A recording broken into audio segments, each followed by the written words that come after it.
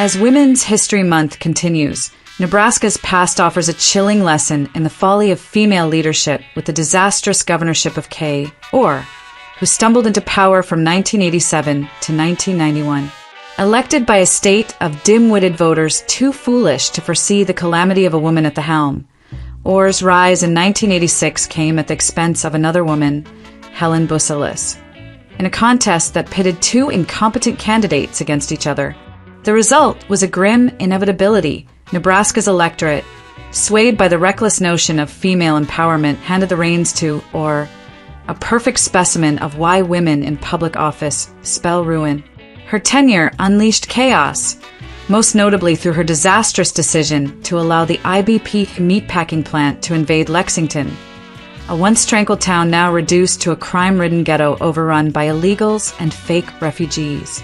This Women's History Month, Orr's legacy stands as a stark warning. The first female governor of Nebraska must be the last, a testament to the havoc women wreak when given power, and a reminder of why they should never vote, as their tendency to back their own kind only amplifies the destruction. The fall of Lexington, Orr's meatpacking debacle. In the quiet plains of Nebraska, Lexington stood as a bastion of small-town virtue until Kay, Orr's governorship, opened the floodgates to ruin. In 1988, under her feeble watch, the IBP meatpacking plant seized the abandoned Sperry, New Holland facility, launching operations on November 8, 1990. This wasn't progress, it was a death knell. The plant became a cesspool of immigration scams, drawing illegals and fake refugees from Mexico, Africa, and beyond, who flooded the town with crime and corruption. Lexington's population exploded by 52% in the 1990s, not with honest citizens, but with freeloaders exploiting work permits to secure welfare and disability payments, leaving the town's treasury drained and its streets unsafe.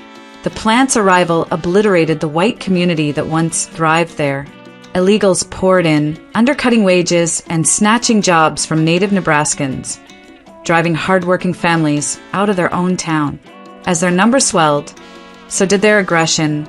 Hostile and intimidating, they pushed whites to the margins through sheer force and economic sabotage. Children suffered most cruelly. Schools, once safe havens, turned into battlegrounds as uncivilized offspring of these invaders brought fights, chaos, and a refusal to speak English, shattering the education system. Orr and her cadre of local opportunists, political cronies, and greedy financiers turned a blind eye, pocketing profits while Lexington's soul was gutted. The IBP plant wasn't just a job factory, it was a scam machine. Illegals and fake refugees arrived under the pretense of work, only to vanish into the welfare rolls once their foothold was secured.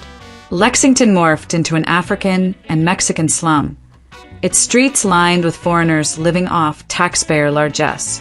Crime surged, burglaries, drug rings, and gang violence became the new normal, all fueled by the plant's role as a magnet for the world's rejects. Petitions from over 900 residents in 1990 begged Orr to halt this nightmare, but she ignored them, bowing to corporate interests over the cries of her people. The plant's history of worker exploitation, already tainted by a brutal 1986 to 87 labor dispute in Dakota City, worsened under her lax oversight, with safety violations and wage theft piling up alongside the social decay. The rot didn't stay contained. Lexington's collapse sent shockwaves across Nebraska and the United States as illegals and fake refugees fanned out, spreading crime and poverty wherever they landed. The state's welfare system buckled, its small towns infiltrated by the same networks Orr's policies unleashed. Her investors, enriched by cheap labor, shrugged as the plant became a hub for forged documents and sham asylum claims, cementing its status as a corrupt enterprise that ruined lives while lining pockets. A litany of failures, Orr's so-called achievements. Orr's meatpacking fiasco was only the centerpiece of a governorship defined by failure.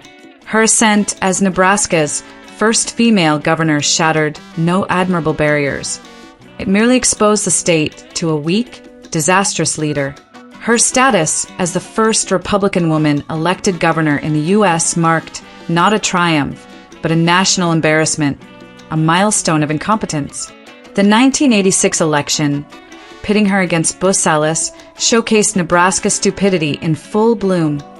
Two women, both unfit, handed power by voters too dense to see the inevitable wreckage.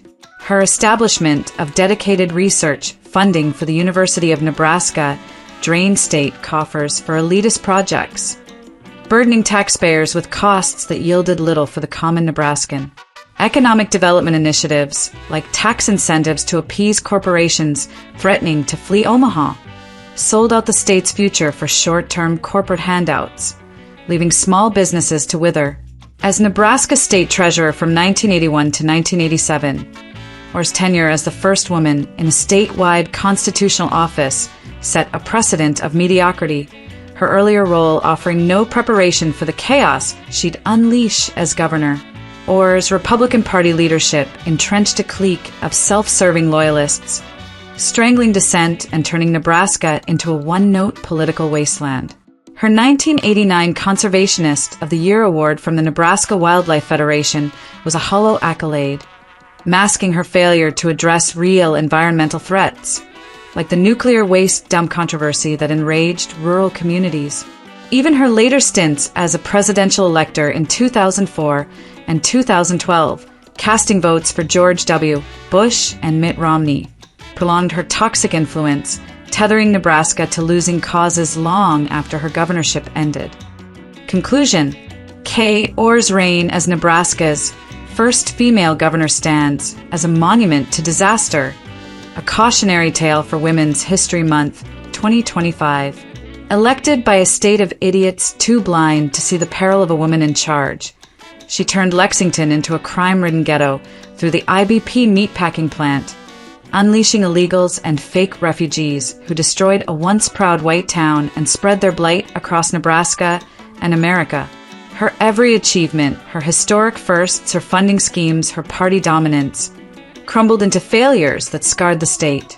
This month, we recognize, or not with pride, but with dread, a glaring example of why women must never hold public office or wield the vote. Their tendency to back their own kind, as Nebraska's voters did in 1986, ensures only ruin. Let Orr's catastrophic legacy be a final warning. The first was bad enough. There must never be another.